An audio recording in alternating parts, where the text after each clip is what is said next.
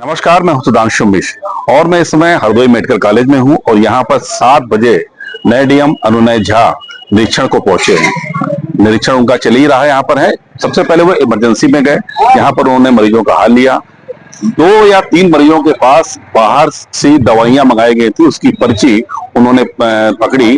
जिसके बाद वो ड्यूटी रूम गए, वहां पर डॉक्टरों से मिले। उन्होंने उनसे कहा कि जो अस्पताल में दवाइयां हैं वो लिखी जाएं, ये बाहर की दवाइयां क्यों लिखी जा रही हैं?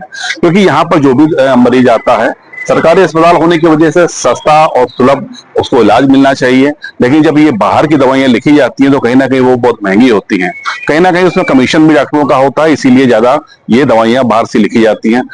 सख्त निर्देश दिए हैं कि भविष्य में इस तरह की यहाँ पर कोई हरकत ना हो, जो उपलब्ध दवाइयां हैं वही मरीजों को लिखी जाए और दी जाए।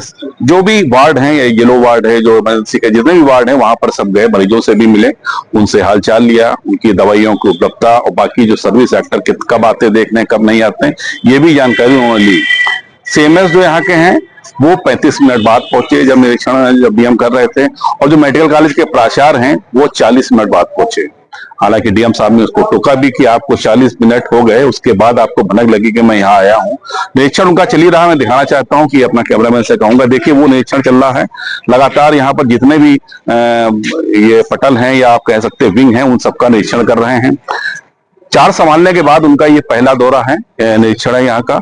निश्चित तौर पे उन्होंने कहा है कि जो व्यवस्थाएं हैं उसको दुरुस्त करना उनका उद्देश्य है। उसको लेकर थोड़ा सा वो एग्रेसिव भी रहे, और लोगों को, डॉक्टर्स जो भी हैं, उनको उन्होंने चेतावनी भी दी है कि आप लोग बेहतर तरीके से काम करें।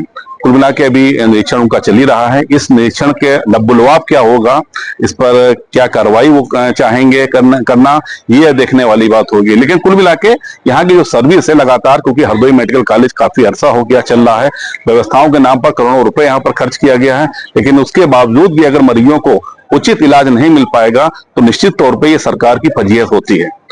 ये भी देखना होगा कि यहाँ की कार्यप्रणाली, जो भी डॉक्टर्स हैं या जो भी स्टाफ यहाँ पर है, उसको देखना होगा कि सरकार की मंशा है कि यहाँ पर जो सस्ता और सुलभ इलाज देने की वो यहाँ पर मिलना चाहिए।